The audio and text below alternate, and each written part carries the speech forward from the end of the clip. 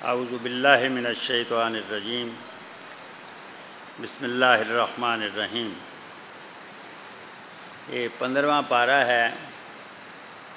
اور سورہ بنی اسرائیل کی آیات 22 تا 39 کا ہم انشاءاللہ اس وقت مطالعہ کریں گے۔ سورہ بنی اسرائیل کا یہ وہ مقام ہے جہاں اللہ تعالیٰ نے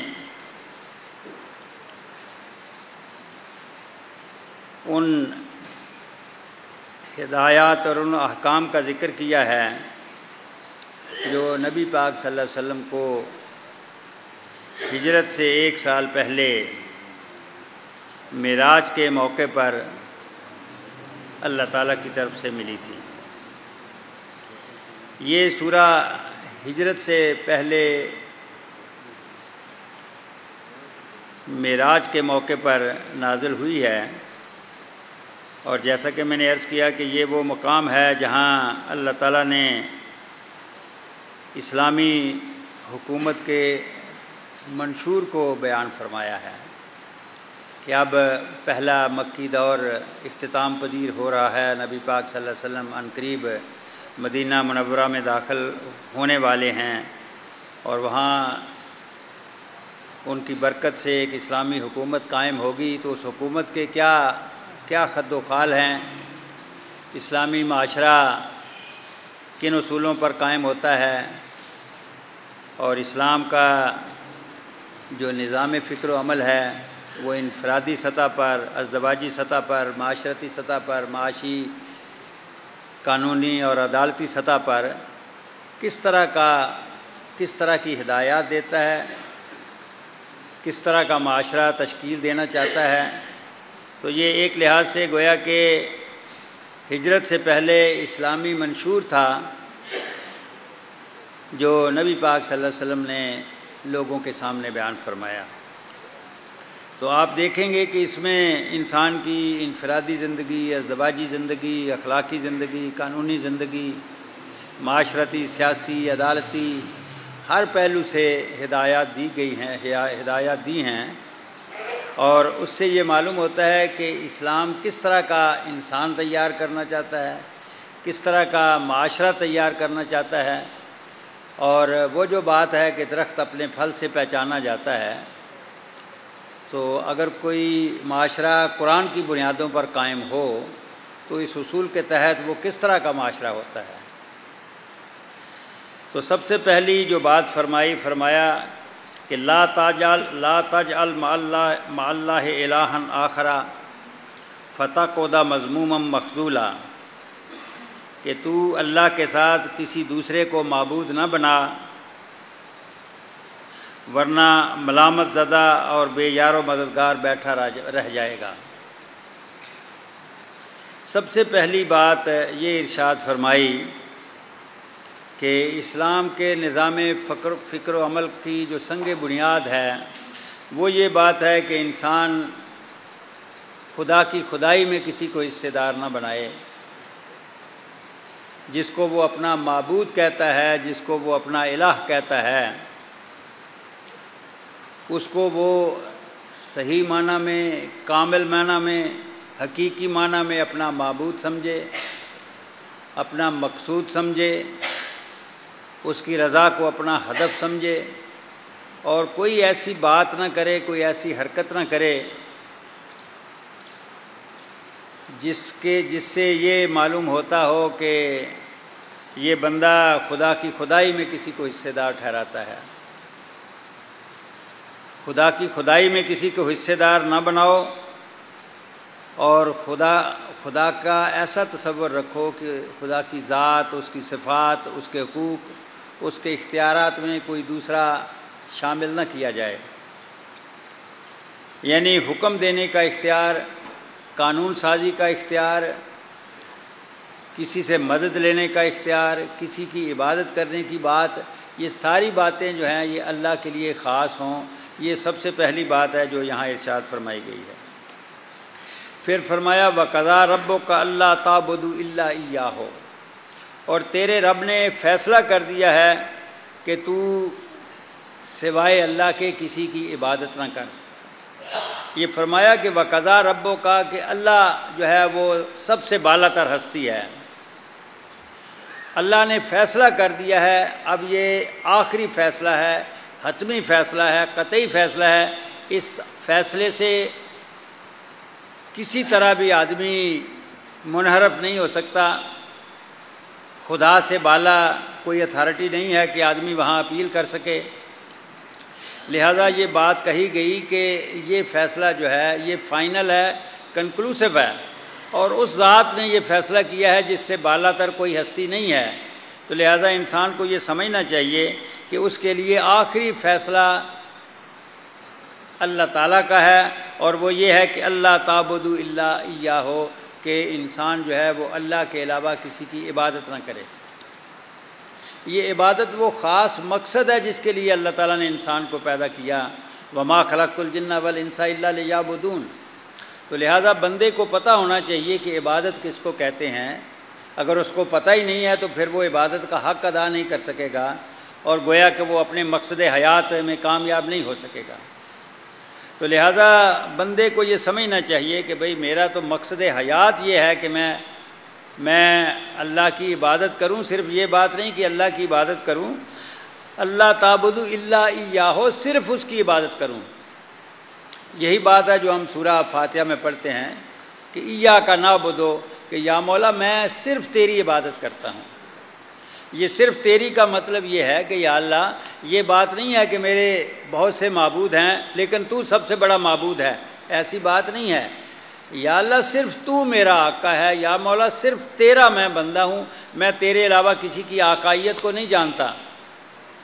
میرا جو کچھ ہے میں تیرا غلام ہوں، تو میرا مالک ہے، تو میرا آقا ہے، یا مولا میں نے اپنی ہر چیز کو، اپنی سوچ کو، اپنے مزاج کو، اپنے خیالات کو، اپنے جذبات کو، اپنے عقائد کو، اپنی عبادات کو، یا مولا میں نے اپنی ہر چیز کو ایک گٹھڑی میں باندھ کے اس گٹھڑی کو لا کے تیرے آستانے پہ رکھ دی ہے، میں نے تو کسی اور کے لیے کوئی چیز رکھی ہی نہیں ہے، لہٰذا میں کسی دوسرے کو کیا پیش کروں گا، تو یا مولا میں صرف تیرا بندہ ہوں، یا مولا صرف تیرے آگے جھکتا ہوں، یا مولا صرف تیرے آگے دست سوال دراز کرتا ہوں، یا مولا صرف تیرے آگے سر نیاز جھکاتا ہوں، تو یا مولا میرا تیرے ساتھ یہ تعلق ہے کہ میں صرف تیری عبادت کرتا ہوں۔ اور یہی بات ہے جو عیسیٰ علیہ السلام نے لوگوں سے کہی کہ ان اللہ ربی و ربکم فاعبدوہ ھذا صراط مستقیم، کہ اللہ مالک ہے، پروردگار ہے تمہارا بھی اور میرا بھی، اس کی عبادت کرو، یہی صراط مستقیم ہے۔ تو حضرات دوسری بات یہ شرک کے بعد جو کہی گئی تو وہ یہ ہے کہ انسان کو اللہ کی، صرف اللہ کی عبادت کرنی چاہیے، یعنی اللہ کا بندہ غلام ہے، غلام ملازم نہیں ہوتا، خادم نہیں ہوتا، نوکر نہیں ہوتا، وہ غلام ہے، اس کی تو کوئی چیز اپنی نہیں ہے۔ جو خادم ہوتا ہے، جو ملازم ہوتا ہے، اس کے کوئی ٹرمز آف امپلائمنٹ ہوتے ہیں، اس کے کوئی اوقات کار ہوتے ہیں، اس کی نوکری کا کوئی مقام ہوتا ہے، وہ اپنی شرائط ملازمت کے مطابق کام کرتا ہے۔ آپ نے کسی آدمی کو باورچی رکھا ہے، آپ اس کو کہتے ہیں کہ گاڑی چلاؤ، تو وہ معذرت کر سکتا ہے، جناب میں باورچی ہوں، کھانا پکوا لیجئے، گاڑی چلانے سے میں معذرت چاہتا ہوں۔ ایک آدمی کو آپ نے لاہور کے لیے رکھا ہے، آپ اس کی پشاور ٹرانسفر کرتے ہیں، وہ معذرت کر سکتا ہے کہ صاحب میں نے تو لاہور کے لیے اپنے آپ کو پیش کیا تھا، میں اپنے حالات کی وجہ سے پشاور نہیں جا سکتا، لہٰذا میری معذرت ہے، میں پشاور نہیں جا سکتا۔ یہ اس صورت میں ہے کہ وہ ملازم کی شخصیت اپنی ہے، لیکن غلام تو غلام ہے، اس کی تو ہر چیز اس کے آقا کی ہے، اس کا جسم، اس کے خیالات، اس کی سوچ، اس کے اعضاء، اس کی صلاحیتیں اس کے مالک کی خرید کردہ ہیں، لہٰذا وہ یہ نہیں کہہ سکتا کہ میں یہ کام کروں گا، وہ نہیں کروں گا،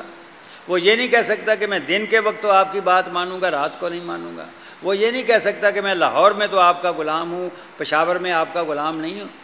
نہیں، غلام تو غلام ہے، لہذا وہ ہر مقام پر، ہر معاملے میں، ہر وقت وہ اپنے آقا کا غلام ہے۔ تو بندہ جب اللہ کو یہ کہتا ہے کہ یا اللہ میں تیرا بندہ ہوں، تو یہ ساری باتیں اس کے اندر لفظ بندگی کی وجہ سے آٹومیٹیکلی شامل ہیں۔ پہلی اس میں بات یہ ہے کہ مالک کی تعظیم اس کو کرنی چاہیے، مالک نے سلامی پیش کرنے کا آداب بجا لانے کا، تعظیم کرنے کا جو قانون قاعدہ ضابطہ مقرر کیا ہے، اس ضابطے کے مطابق اس کو اپنے آقا کو سلامی پیش کرنی چاہیے۔ اس کے آقا کا حکم ہے کہ میرے دربار میں آنا ہے تو جسم پاک کر کے آؤ، کپڑے پاک کر کے آؤ، وضو استنجے کا اہتمام کر کے آؤ، اپنے خیالات ٹھیک کر کے آؤ، نیت ٹھیک کر کے آؤ، اور فلاں فلاں وقت میں آ کر میرے دربار میں جب پکارنے والا تمہیں حی علی الصلاۃ پکارے تو میرے دربار میں آ کر سلامی دو۔ سلامی پیش کرنے کا یہ اس نے ایک طریقہ مقرر کیا ہے، اس کی پابندی کرنی چاہیے۔ یعنی مالک کی تعظیم کرنا، اس کا اکرام کرنا، اس کو سلامی پیش کرنا جیسی اس نے سکھائی ہے، یہ غلام کا پہلا فرض ہے۔ دوسری بات یہ کہ عملاً غلام کو اپنے آقا کی اطاعت کرنی چاہیے، خالی بیٹھ کے اس کی تعریفیں نہیں کرتے رہنا چاہیے کہ تو بڑا اچھا ہے، میں تیرا غلام ہوں، میرا باپ بھی تیرا غلام تھا، لیکن اس کی کوئی بات نہیں ماننی، یہ غلام کا کام نہیں ہے۔ مالک اس کو کہتا ہے کہ بھائی میرے دفتر جانے کا ٹائم ہو گیا ہے، ذرا میرے بوٹ صاف کر دو، وہ اٹھ کر بوٹوں کو ہاتھ نہیں لگاتا ہے، لیکن بیٹھا بیٹھا کہتا ہے کہ جی آپ بڑے اچھے ہیں، آپ بڑے کرم فرما ہیں، آپ کے تو میرے خاندان پر بھی بڑے احسانات ہیں، لیکن اپنی جگہ سے ٹس سے مس نہیں ہوتا۔ مالک اس کو کہتا ہے بھائی ذرا گیراج کا دروازہ کھول دو، گاڑی صاف کر دو، مجھے دفتر جانا ہے۔ وہ کہتا ہے جی میں تو غلام ابن غلام ہوں، میری تو ہر چیز آپ کی ہے، میرے تو آپ پر بڑے احسانات ہیں، لیکن اپنی جگہ سے ہلتا نہیں ہے۔ تو حضرات ایسا آدمی بھی صحیح معنی میں اپنے آقا کا غلام نہیں ہے، لہٰذا غلامی کے اندر، عبادت کے اندر اطاعت لازماً شامل ہوتی ہے۔ اور تیسری بات یہ ہے کہ وہ دل سے اپنے آقا کا وفادار ہو، اپنے آقا کے خلاف کوئی بات سننے کے لیے تیار نہ ہو، آقا کے دوستوں کو اپنا دوست سمجھے، آقا کے دشمنوں کو اپنا دشمن سمجھے۔ یہ نہیں ہونا چاہیے کہ وہ آقا کے خلاف کہیں سازش ہو رہی ہے، آقا کے خلاف کوئی منصوبہ بن رہا ہے تو یہ بھی تھوڑے سے پیسے لے کر مخبری کر دے، اور آقا کے گھر کی باتیں، آقا کے اندر کے راز جا کے آقا کے دشمنوں کو بتا دے اور تھوڑے سے پیسے وہاں حاصل کر لے، آقا کے دشمنوں کا ملازم ہو جائے یا جز وقتی ملازم ہو جائے، یا ان کو اندر کی انفارمیشن دے کر پیسے لینے لگے، تو یہ بات بھی ابدیت کے غلامی کے منافی ہے۔ غلام تو غلام ہوتا ہے، اس کو اپنے آقا کا وفادار ہونا چاہیے۔ تو لہذا یہ چند باتیں ہیں جو عبادت کے حوالے سے میں نے آپ کے سامنے رکھی ہیں۔ تو جب آدمی یہ کہتا ہے کہ یا مولا میں صرف تیرا بندہ ہوں، تو اس کو چاہیے کہ ان باتوں کا خیال رکھے اور صحیح معنی میں آقا کا بندہ بننے کی کوشش کرے۔ تو یہاں بات یہ فرمائی گئی کہ وَقَضَىٰ رَبُّكَ أَلَّا تَعْبُدُوا إِلَّا إِيَّاهُ، کہ تمہارے رب نے فیصلہ کر دیا ہے کہ عبادت کرو صرف اللہ کی۔ وَبِالْوَالِدَيْنِ احسانًا، اور اپنے والدین کے ساتھ حسن سلوک سے پیش آؤ، ان کے ساتھ اچھا سلوک کرو، ان کے ساتھ مروت کے ساتھ، احترام کے ساتھ ان کے ساتھ پیش آؤ۔ اب یہ یہاں دیکھیں کہ شرک کے بعد